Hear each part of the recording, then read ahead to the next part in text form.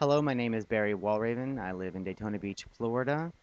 Um, this is officially my first video blog I've ever done, and I would like to discuss something that I feel is somewhat important due to a discussion from one of my friends earlier today, is the question, why vote?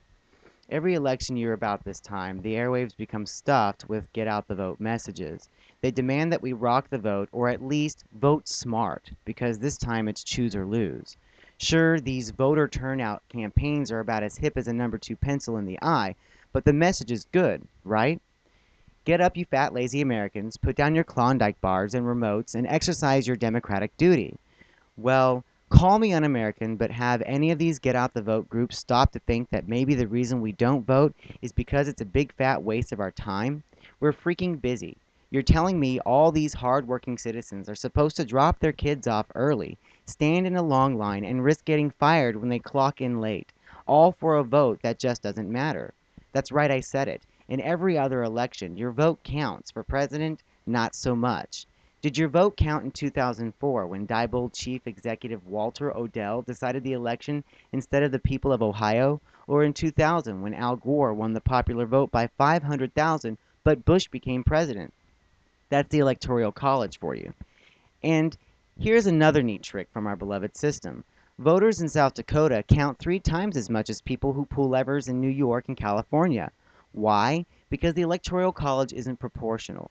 Plus, you need a ton of money just to run for president, which means that before we even get to choose, our system has pre-selected the candidates most likely to bend over for the special interest that can afford to pay them, which is probably why Exxon got invited to help Cheney craft an energy policy, and Betty Sue from St. Louis, who used up her lunch break to vote for GW, didn't.